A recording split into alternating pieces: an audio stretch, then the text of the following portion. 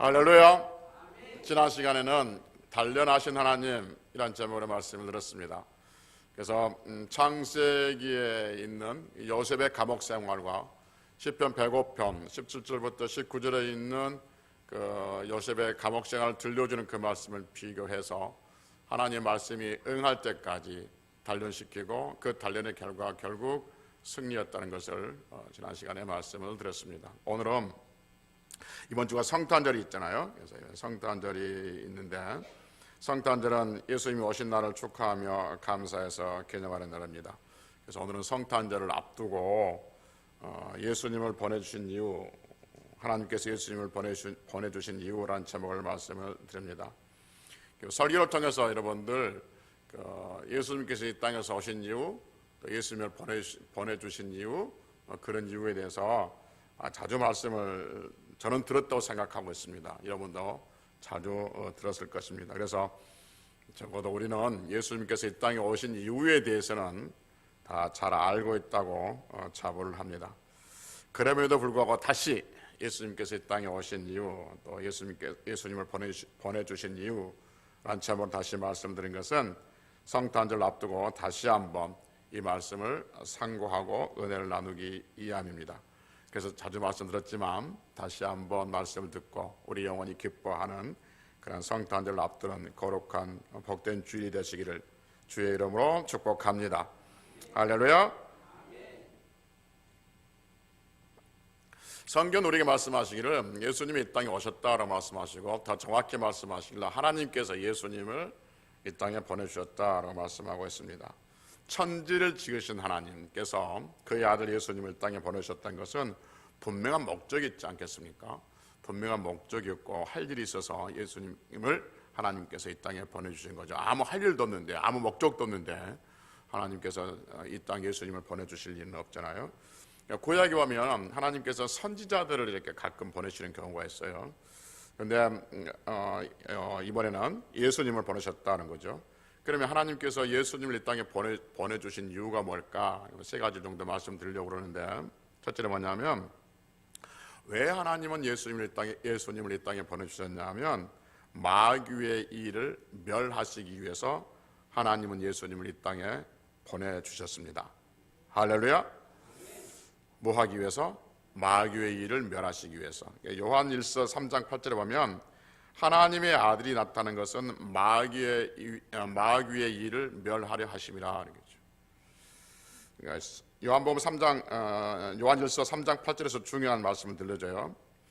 예수님께서 이 땅에 오신 것은 마귀의 일을 멸하신다는 거죠. 그러니까 멸한다는 말이 무슨 말이냐면 멸망시킨다는 거죠. 끊어낸다는 거죠. 파괴한다. 마귀가 하는 일들을 파괴해버린 거죠. 마귀가 하는 일을 끊어버린다는 것이죠. 마귀가 하는 이 일을 이제 더 이상 못하도록 막는다. 그러기 위해서 예수님께서 이 땅에 오셨다라고 말합니다. 마귀는 다른 말로 하면 사탄이죠. 사탄의 부하들은 귀신들, 이렇게 성경은 가르쳐주고 있습니다. 세상에는 마귀가 없다고 말합니다. 세상에는 귀신이 없다고 그래요. 교과서에도 귀신이 없다고 가르칩니다. 재밌는 것은 귀신이 없다고 하면서도 무당을 찾아가죠. 귀신이 없다고 하면서도 귀신한테 전보로 가는 것이죠. 그러니까 우리 영혼은 압니다. 말로는 없다고 하지만 우리 영혼은 귀신이 있다는 것을 알아요. 여러분, 마귀가 있다면 마귀가 하는 일이 있을까요, 없을까요? 이럴 수 있습니까? 이럴 수 있을까요? 마귀는 있어요. 근데 마귀가 하는 일은 없어요. 이게 말이 안 되죠. 마귀가 있다면 마귀가 하는 일이 있다는 것이죠. 근데 그 마귀가 하는 일을 예수님은 깨부수려고 하나님은 예수님을 이 땅에 보내셨고 예수님 오셨다는 거죠. 그럼 마귀가 하는 일은 뭔데요? 마귀가 하는 일은 뭐냐면 성경에 보면 마귀가 하는 일은 참 많습니다. 아담을 통해서 봤듯이 그 죄를 유혹하고 죄를 짓게 하는 일도 마귀가 하는 거죠.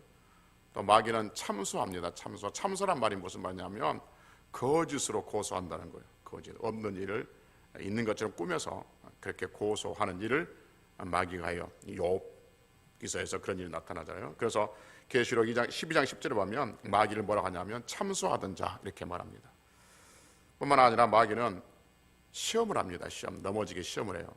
예수님도 마귀에게 시험을 당했잖아요. 마귀는 예수님도 시험해요. 또 마귀는 사람들의 마음을 혼미하게 해요. 그래서 고린도후서 4장 4절에 보면 마귀는 믿지 않는 사람들의 마음을 혼미하게 한다 이렇게 들려주고 있습니다. 그래서 마음을 혼미하게 해서 혼동스럽게 해서 하나님을 믿지 못하게 한다는 거죠. 또 마귀는 교회 공동체를 분열시키고 이간시키죠. 질병으로 사람을 고통스럽게 합니다. 이외에도 마귀가 하는 일이 많습니다. 마귀는 참 바쁩니다. 바빠요. 정말 마귀는 그래서 뭐래요? 우는 사자와 같이 두루 삼킬 자를 찾는 거예요. 온 세상을 마귀가 그렇게 다니면서 바쁘게 다니고 있다는 거예요.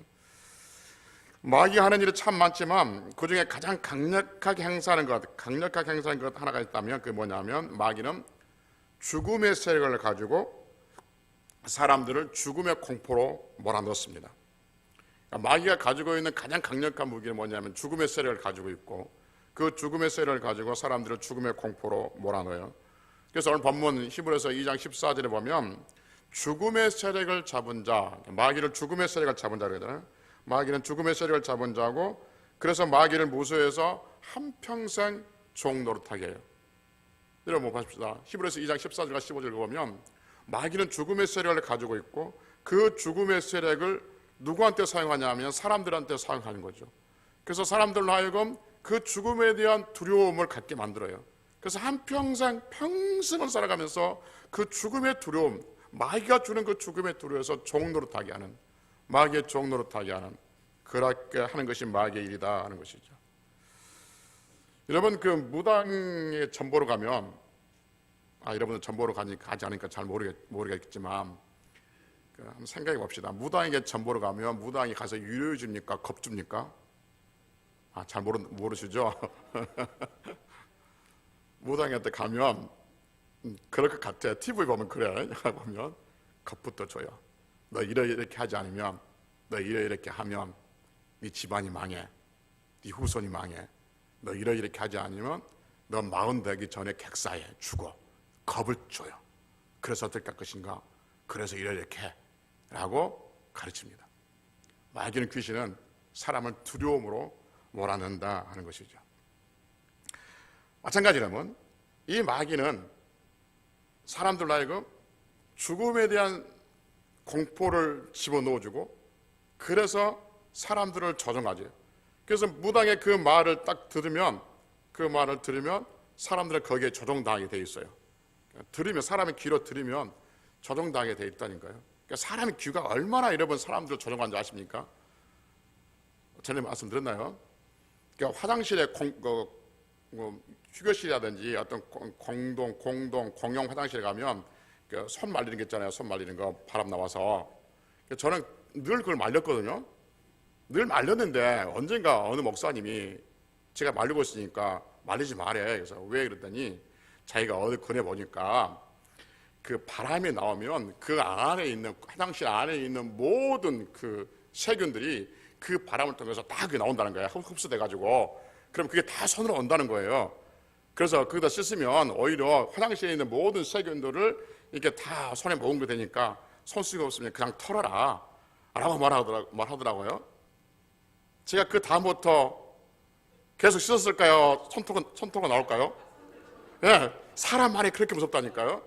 안 들었으면 그냥 계속 갈 거예요. 그렇죠. 손톱은 나면서 무슨 생각나면 아이고 저 세균이 손 씻고 있네. 저는 그렇게 나온다니까요. 사람 말이 그렇게 무서우니까 사람 말을 들으면 그 듣는 말에 사람이 조종이 돼 있어요. 아무리 안 한다고 해도 조종이 돼 있어요. 여러분 여자가 남편에게 잔소리해야 안 해요? 그럼 잔소리하면 듣기 싫다고 그래요? 듣기 좋다고 그래요?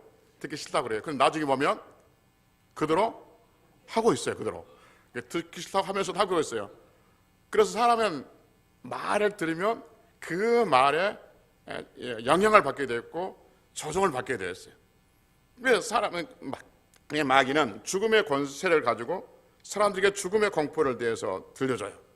그래서 그 말을 들으면 사람은 죽음의 두려움에 한평생 매서 종노릇하게 된다는 거죠. 그리고 결국 그 종노릇하게 데려가다가 지옥으로 끌어가게 되어지는 것이죠. 여러분 이 사실을 볼 때 하나님께서 볼 때 얼마나 마음이 안타까웠겠냐는 것이죠. 하나님 형상대로 지음받은 인간들이 마귀에 붙잡혀서 그 죽음의 그 권세를 가지는 마귀에 붙잡혀서 마귀와 함께 한평생 종로로 타다가 결국 지옥으로 가는 것이 얼마나 안타까워 하시겠냐는 것이죠. 그 찬송가 522장에 이런 찬송 있잖아요. 웬일인가 내 형제여 마귀만 따르다 저 마귀 지옥갈 때에 너도 가겠구나. 그렇게 사람들이 찬송을 부르면서 이 안타까운 심정들을 하나님께서 우리에게 대변하고 있잖아요.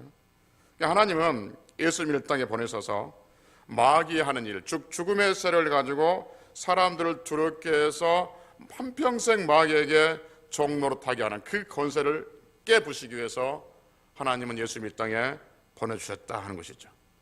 그래서 여러분과 저는 이제 죽음의 공포에서 해방된 줄로 믿습니다. 그래서 여러분과 저에게 있어서 죽음은 두려움의 대상이에요, 축복이에요? 두려움은 대상이 아닌지는 확실하지만 축복까지도 아니다. 그건 아니죠. 반드시 죽음은, 성도에게서 죽음은 축복입니다.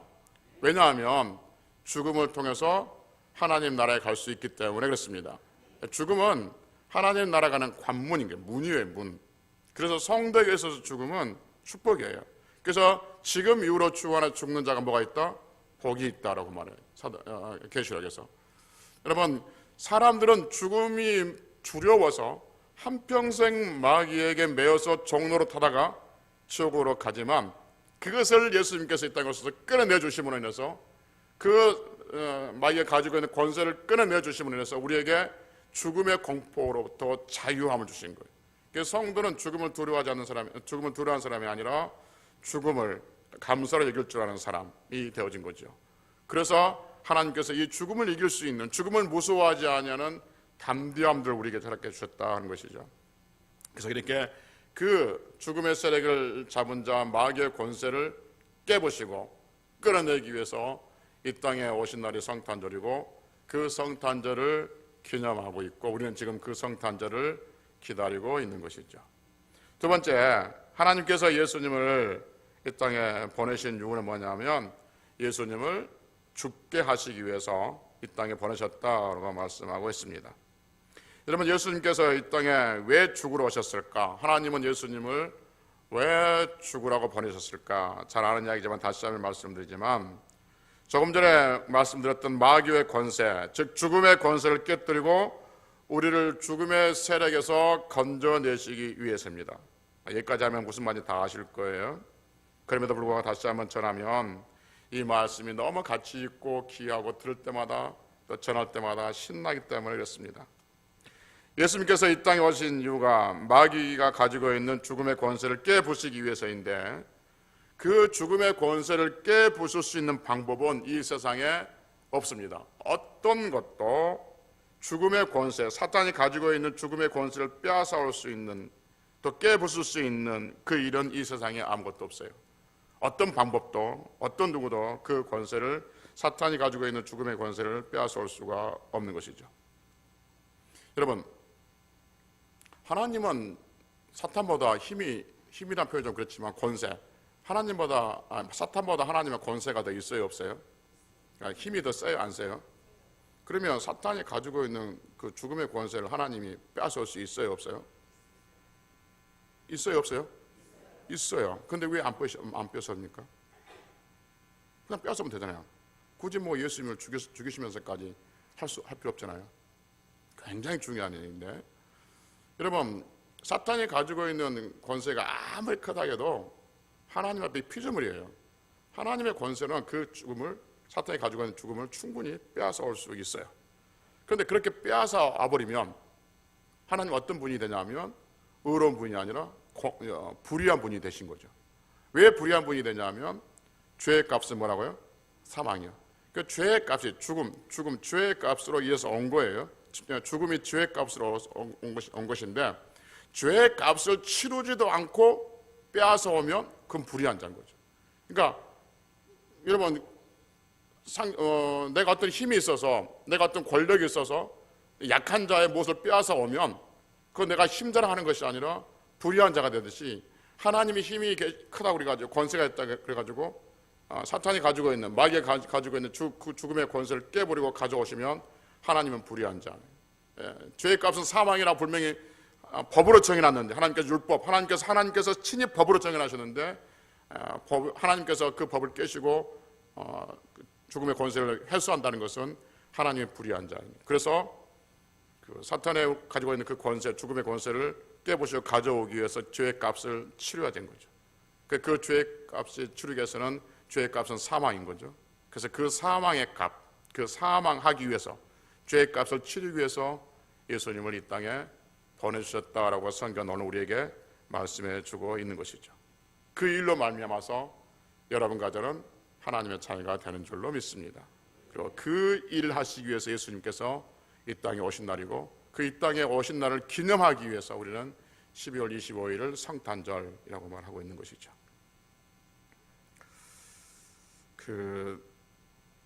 오래전에 여러분들에게 한번 했던 질문 같은데, 제 기억은 했다고 기억되는데, 이런 질문을 했던 기억이 있습니다.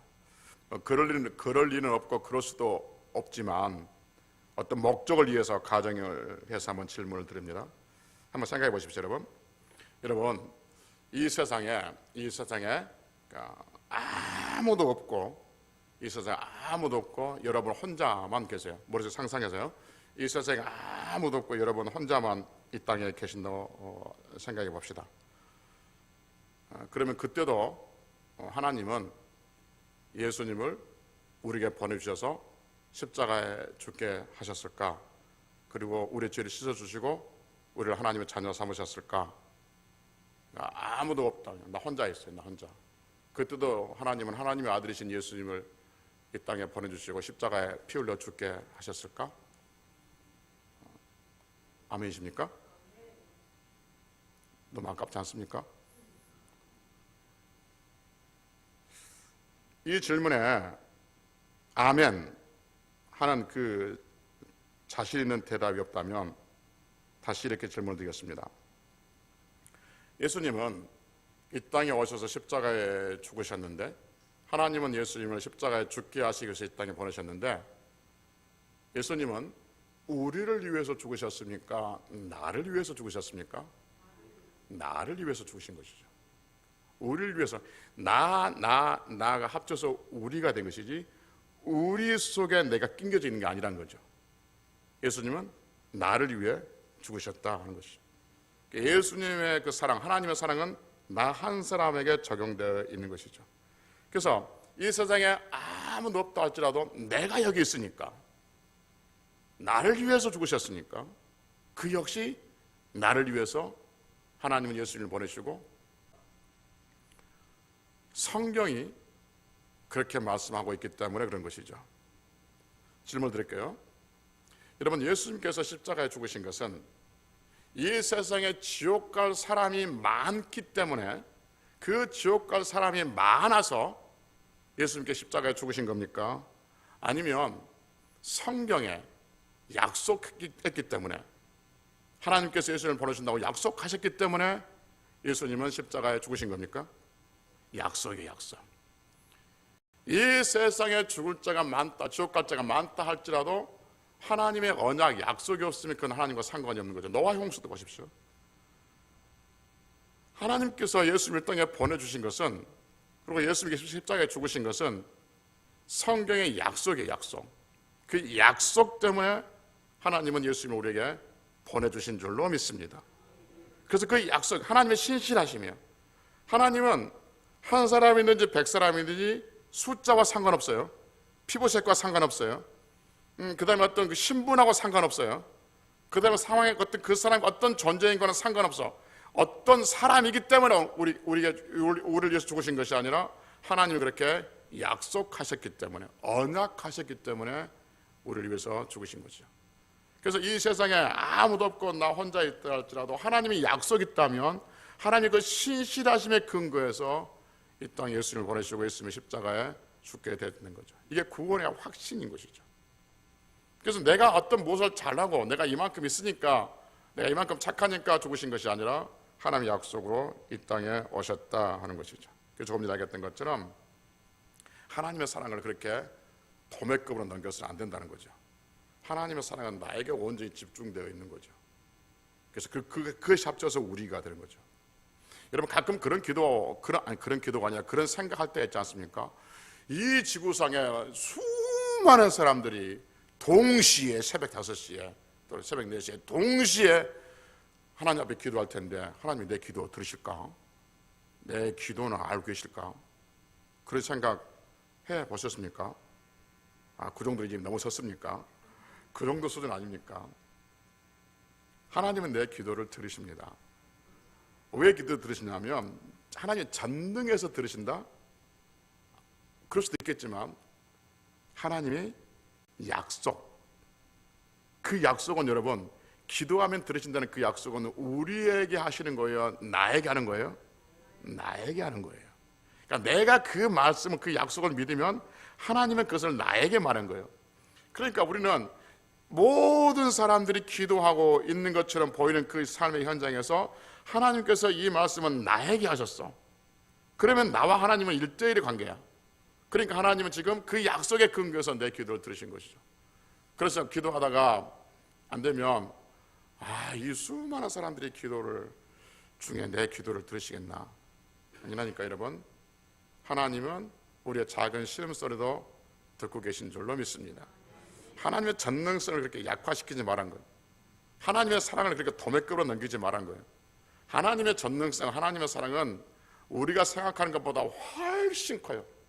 여러분, 언젠가 말씀드렸지만 세상에는 여러 가지 종류의 사랑이 있잖아요.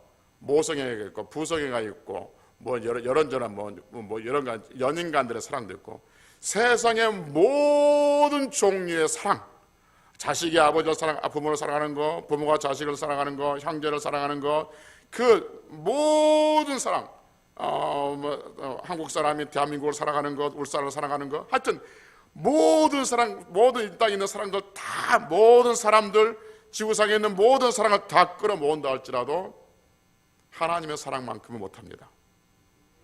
하나님의 사랑 그 자체예요. 그러니까 우리가 하나님의 사랑에 대해서 판단하거나 하나님의 사랑에서 무엇인가에 대해서 재단할 수는 없어요. 그러니까 하나님께서 우리의 기도 하나님이 들으실까?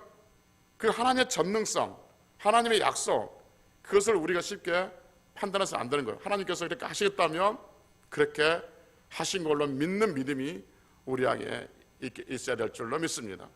그래서 무엇이든지 기도하면 들으신다고 말씀하셨으니 그 말씀대로 되어진 것을 믿는 것이 우리의 말이지, 우리의 믿음이지, 이 많은 사람들 중에 내 기도를 들으실까? 이거는 불신인 거죠. 하나님을 의심하게 된 것이다. 여러분, 하나님은 예수 그리스도를 바로 여러분과 저 한 사람을 위해서 이 땅에 보내주셨고, 그 보내주신 날이 성탄절이고 우리는 그날을 지금 기뻐하며 기다리고 있는 것이죠.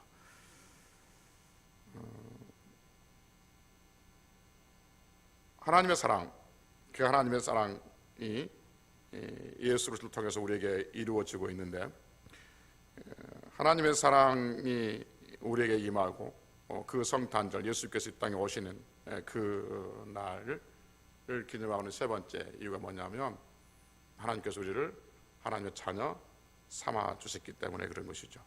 그래서 죽음의 세력을 잡은 자 마귀의 권세를 깨뜨리고 우리를 그 이름을 영접하는 자, 곧 하나님의 이름을 믿는 자에게 하나님의 자녀가 되는 권세를 주신 것이죠. 그래서 우리는 하나님의 자녀가 되고 하나님을 아버지라 부르며 살아가고 있는 줄로 믿습니다.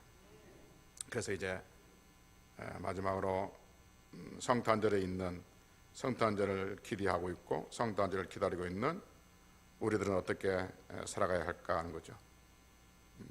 예수 그리스도의 향기를 나타내며 살아가야 될 줄로 믿습니다. 그러면 예수 그리스도의 향기는 어떤 사람이 나타낼 수 있습니까?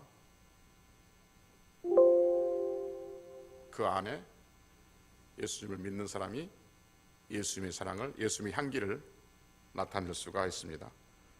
옛말에 이런 말 있잖아요.